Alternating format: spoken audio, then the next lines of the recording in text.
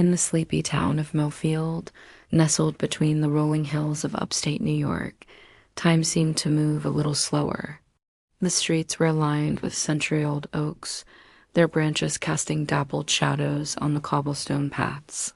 At the heart of the town stood Grayson's Antiques, a quaint shop housed in a Victorian-era building with a faded sign that creaked in the wind.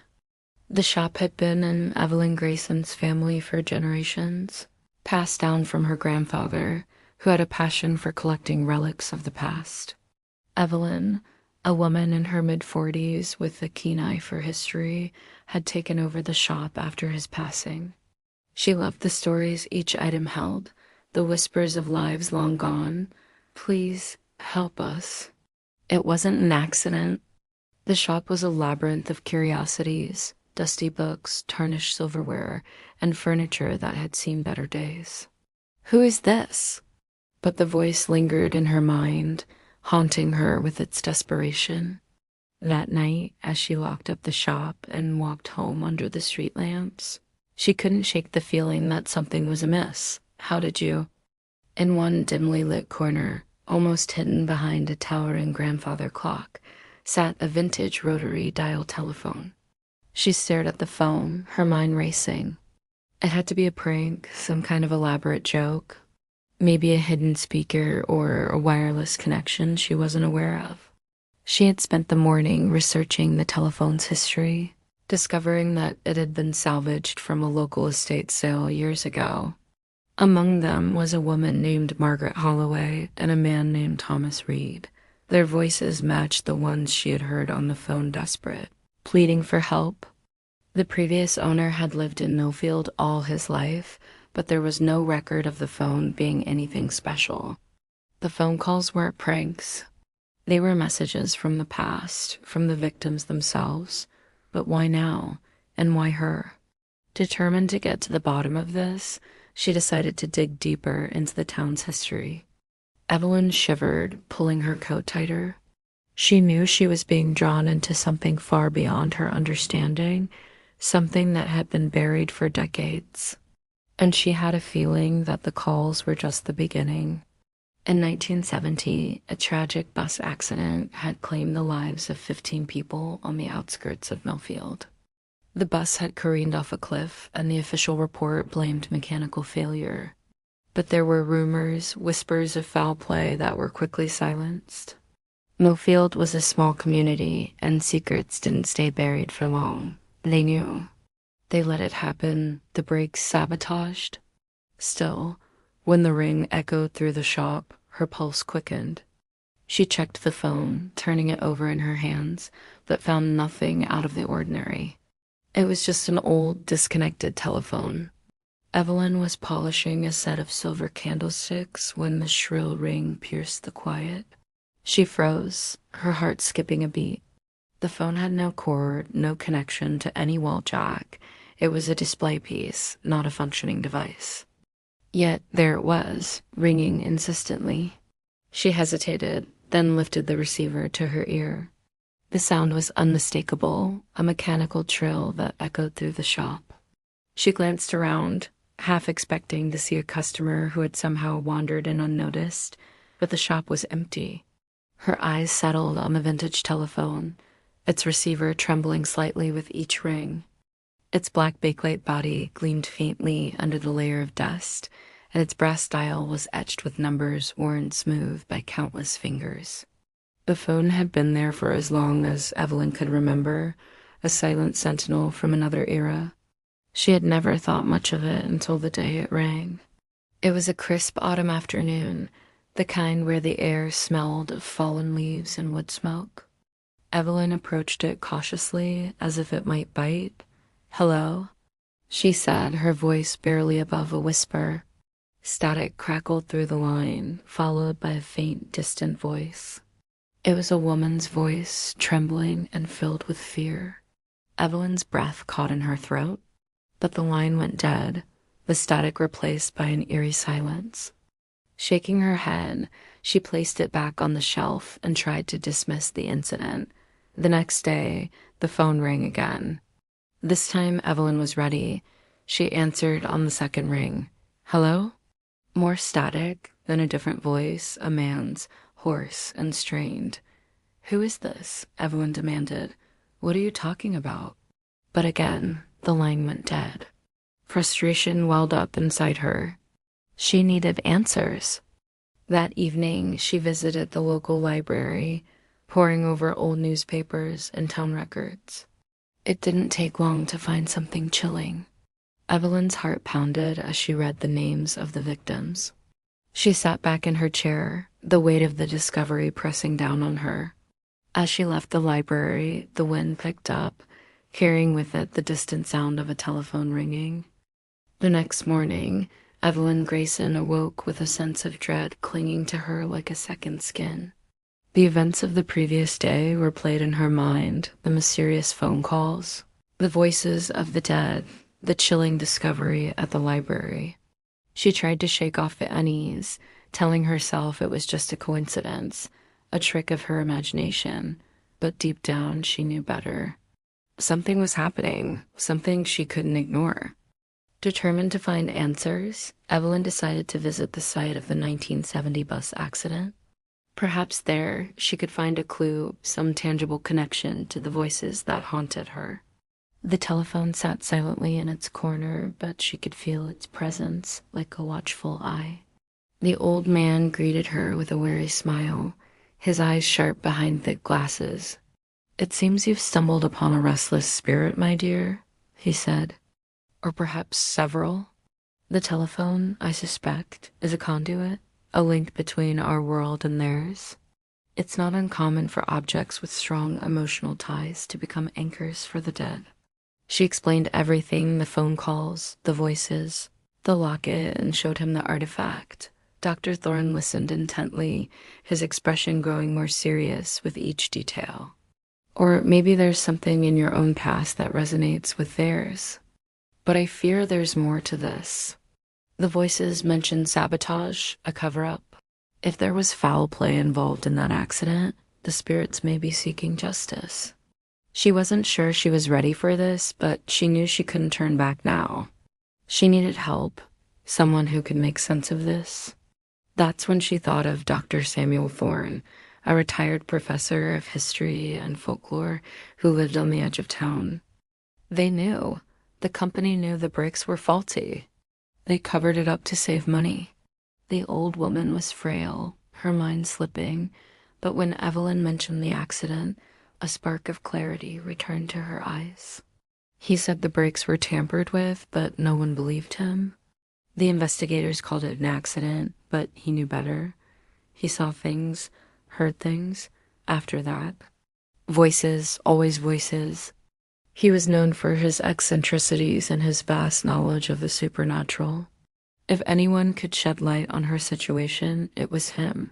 The victims. They wouldn't leave him alone. They wanted him to confess, to tell the truth, but he was too afraid. If there was evidence there, she had to find it. The spirits were reaching out to her because she was the only one who could hear them, the only one who could expose the truth.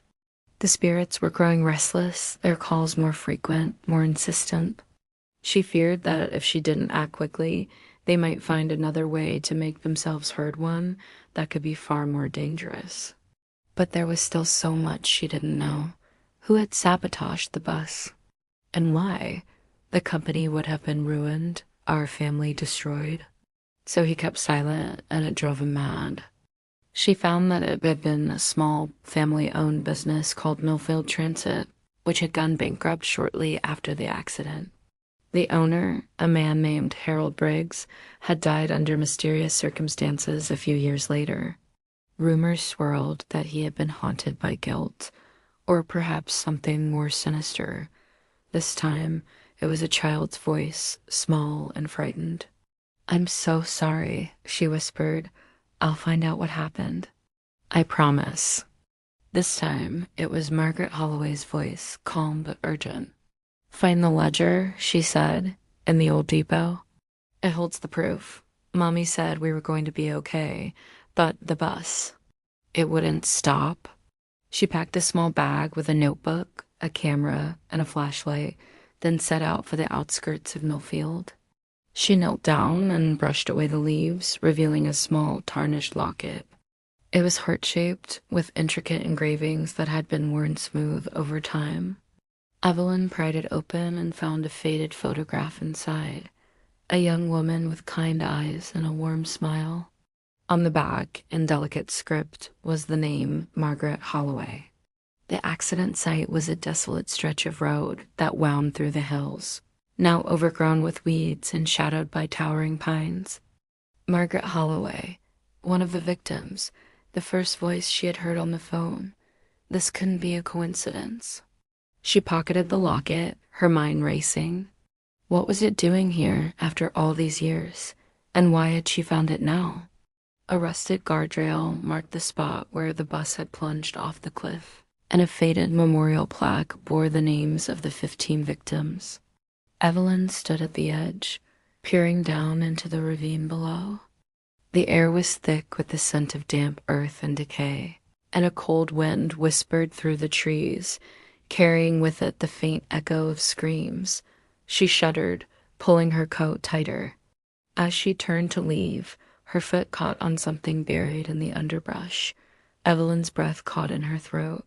Back at the shop, Evelyn placed the locket on the counter, staring at it as if it might speak to her. Evelyn closed the shop early and drove to Dr. Thorne's secluded cabin. When she finished, he leaned back in his chair, stroking his beard thoughtfully. "But why me?" Evelyn asked. "Why now?" Dr. Thorne's eyes narrowed. "Perhaps because you're connected to the shop, to the telephone." Evelyn's heart sank. "What can I do?" "You must listen to them," Dr. Thorne replied. "Hear their stories, uncover the truth. Only then can they find peace." As Evelyn left the cabin, the weight of his words settled on her shoulders. That night, the telephone rang again. Evelyn hesitated, then answered. Tears welled in Evelyn's eyes. The line crackled, and another voice broke through a man's, angry and accusatory. Evelyn gripped the receiver tightly. Who covered it up?" But the line went dead, leaving her with more questions than answers. Determined to uncover the truth, Evelyn began investigating the bus company that had operated in 1970. Evelyn tracked down Brick's surviving daughter, Eleanor, who lived in a nursing home on the other side of town. My father. He never forgave himself, Eleanor rasped. Evelyn leaned forward. What kind of voices? Eleanor's gaze grew distant. A chill ran down Evelyn's spine. Did he ever say who might have tampered with the brakes? Eleanor shook her head. He never found out. But he suspected someone within the company, someone with a grudge. He died before he could prove anything. As Evelyn left the nursing home, the pieces of the puzzle began to fit together. That night, as she lay in bed, the telephone rang again. Evelyn sat up, her heart racing. The old bus depot had been abandoned for years, a crumbling relic on the edge of town. But as she prepared to leave, a sense of foreboding washed over her. The old bus depot stood like a forgotten tomb on the outskirts of Millfield, its windows boarded up, its walls graffitied with the marks of time and neglect. Evelyn Grayson approached it under the cover of darkness, the beam of her flashlight cutting through the inky blackness. Evelyn's flashlight swept across the room, illuminating cobwebs and dust motes that danced in the beam. She made her way to what appeared to be an office at the far end, its door hanging askew on rusted hinges. The air was thick with the scent of mildew and decay, and the only sound was the crunch of gravel beneath her boots. He had evidence of foul play, but had chosen to bury it, to protect his company and his family. The temperature plummeted, and her breath fogged in the air. Margaret Holloway. Thank you, she whispered, her voice echoing as if from a great distance. You found what we needed. Shadows began to move at the edges of her vision, coalescing into vague, human-like shapes. I'm so sorry for what happened to you. The one who did this, he's still here. His spirit lingers, bound by guilt and rage. I'll make sure the truth comes out. The spirits of the victims were here, drawn by the discovery of the truth. Evelyn seized the opportunity. Why did you do it? Your actions caused so much pain, she said softly. But it's not too late to make amends. We can finally rest, she said. Thank you, Evelyn. You've given us the closure we needed. Help me set things right. Why did you kill those people? Then slowly it nodded. The darkness receded and the oppressive weight lifted from the room. The other spirits gathered around, their faces now peaceful. She knew what she had to do. The next day, she took the evidence to the local authorities and the press, exposing the truth about the 1970 bus accident. The story made headlines, and the town of Millfield was forced to confront its dark past. Harold Briggs' name was cleared of negligence, but his decision to cover up the sabotage was condemned. The saboteur, identified through old employment records, was revealed to be a disgruntled former mechanic named Victor Kane, who had died years ago in obscurity. The weight of his decision had haunted him and the victims ever since. She felt a prickle of fear at the back of her neck, but she pushed it aside.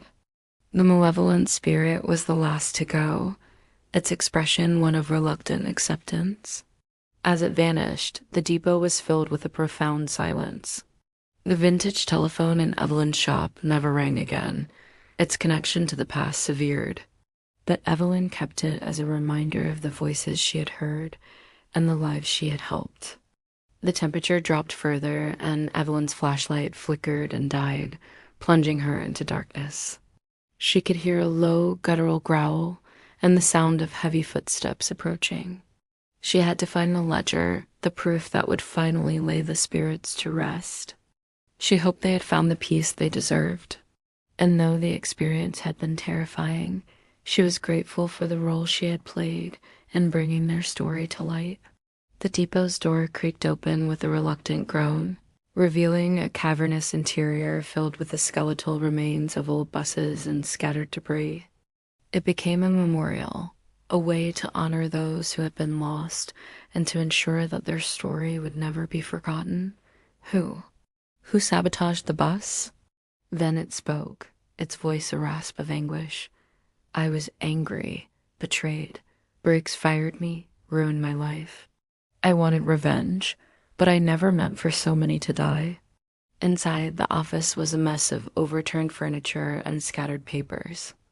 Evelyn began sifting through the debris, her hands trembling as she searched for the ledger. She fumbled for her phone, activating its flashlight just in time to see a hulking figure looming over her. It was the spirit of a man, his face twisted with anger and pain. His eyes burned with an unnatural fire, and his hands reached out as if to strangle her. Time seemed to stretch, each minute feeling like an eternity. Then, beneath a pile of moldy files, she found it, a leather-bound book, its pages yellowed with age. She opened it carefully, her eyes scanning the faded ink. It was a maintenance log for the bus fleet, detailing inspections and repairs. Her heart raced as she flipped to the entries from 1970.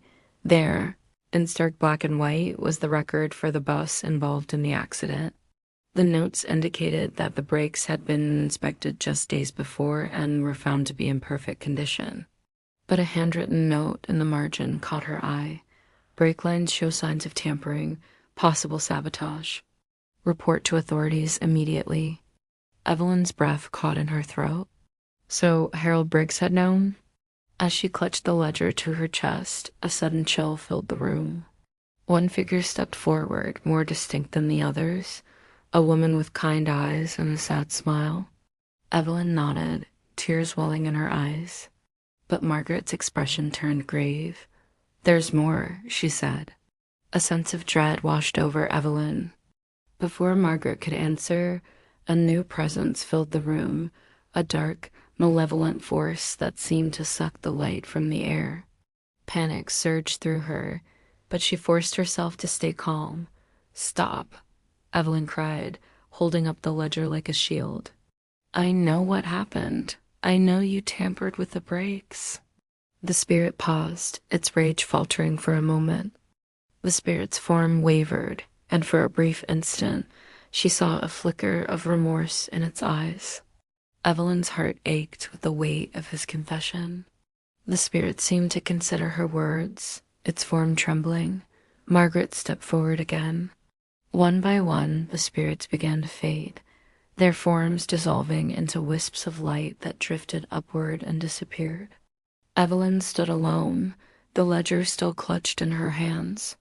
With the truth out, the spirits were finally at peace. In the quiet moments, when the shop was empty and the sun cast long shadows through the windows, Evelyn would sometimes think of Margaret and the others.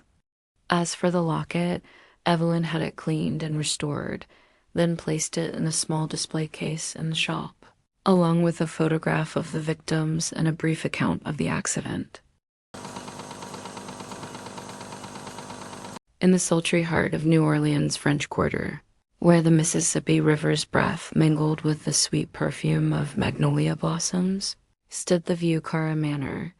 The house loomed like a shadow against the vibrant chaos of the city, its wrought iron balconies twisted into skeletal shapes, its once grand facade peeling like skin sloughing off a corpse.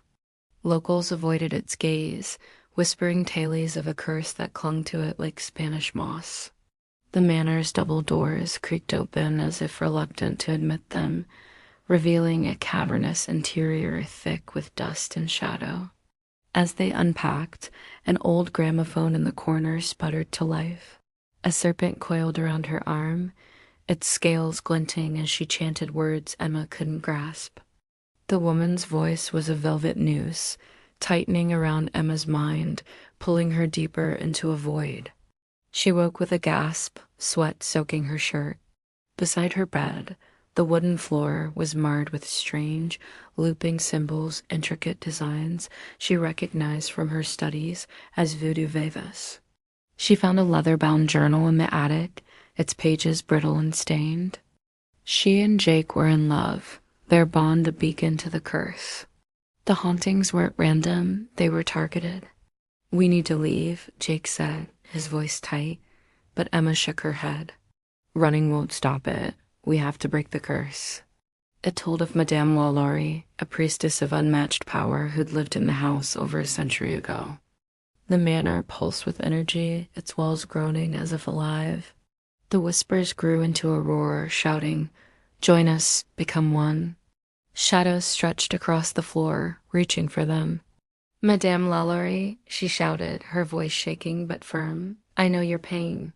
I forgive you for what he did, for the rage that consumed you. Let go, be free." In the parlor, the portrait of Madame Lalaurie, her piercing eyes captured in oil, began to glow, a sickly green light spilling from it. The room darkened, the air thickening until Emma felt it pressing against her chest. "Is it over?" he asked. The manor became theirs, a place of history and healing. Yet on quiet nights, when jazz drifted through the quarter, Emma swore she heard a faint whisper, a soft, grateful merci, carried on the wind. She nodded, feeling the shift in the air. The curse was broken. She'd been beautiful, charismatic, and ruthless. Jake grabbed her arm, pulling her back, but the force was relentless. Her vision blurred, the priestess's face swimming before her eyes. Then she remembered the journal's final page. To free the house, one must face her wrath and offer what she was denied forgiveness. The journal claimed she'd fallen in love with a man who betrayed her, swearing vengeance as he left her bleeding in the parlor. In her fury, she performed a ritual, binding her soul to the manor. Then the house shuddered, a deep, bone-rattling quake. The portrait's glow flared, and a scream tore through the air, not of anger, but of release. The canvas split down the middle, and the darkness lifted, the oppressive weight vanishing. Rain still pounded outside, but inside, the manor was still, and cursing it to ensnare any lovers who crossed its threshold. The house became her prison and her weapon. A slow, mournful jazz tune filled the air, its notes warping as if played underwater. He squinted at the markings, his brow furrowing. "Probably just old scratches," he said, but his voice lacked its usual confidence. "Let's not jump to conclusions." A low whisper slithered through the walls, a chorus of voices speaking in Creole. Emma strained to decipher it, catching fragments. Stay. Mine, forever. Jake's face paled, his hands gripping the table. That's not the house settling, he admitted. Emma froze, her heart pounding. Jake strode over and lifted the needle, silencing it. Doors slammed shut with no breeze to blame. The temperature plunged at random, their breath fogging in rooms where the air should have been warm. Emma's dreams grew sharper, the woman's face clearer each night. Sometimes she'd catch a glimpse of her in the waking world, a shadow flitting across a mirror, a silhouette in the doorway. Wind must have jostled it, he muttered, though the windows were shut tight. The air inside was unnaturally cold, a stark contrast to the sticky heat outside. Faded portraits lined the walls, their subjects' eyes glinting with an eerie awareness. Emma ran her fingers along a banister, feeling the wood tremble beneath her touch. Jake smirked, kicking on a loose floorboard. Old houses have character, he said. Doesn't mean they're haunted. They spoke of Madame Lalaurie, a voodoo priestess from the 19th century whose wrathful spirit still roamed its halls, her dark magic woven into the very bones of the place. Emma Grayson, a 28-year-old historian from Chicago with a passion for the occult, had heard the stories. When a letter arrived informing her that she inherited the manor from a distant cousin she'd never met, her curiosity ignited.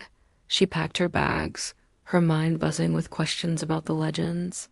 Her boyfriend, Jake Carter, a lanky journalist with a knack for skepticism, agreed to join her not because he believed in ghosts, but because he smelled a story he could dismantle.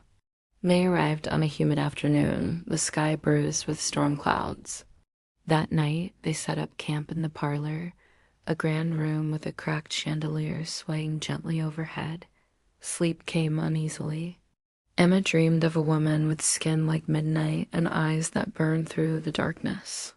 "Jake, look at this," she whispered, shaking him awake. The days blurred into a haze of unease. Objects shifted when no one was looking. A candlestick moved from the mantel to the table. A book slid across the floor. Jake's skepticism began to crack. One evening, as they sat in the dining room, the chandelier above them swung violently, its crystals clinking like teeth. Desperate for answers, Emma pored over the manor's history. Emma's stomach twisted as the pieces fell into place. That night, a storm battered New Orleans, rain lashing the windows like claws. She stumbled forward, drawn to the portrait as if tethered by an invisible thread. Steeling herself, Emma tore free of Jake's grip and faced the portrait. Silence fell, heavy and expectant. Jake pulled Emma close, both of them trembling. They stayed, determined to reclaim the house from its past. The hauntings ceased, the shadows retreated.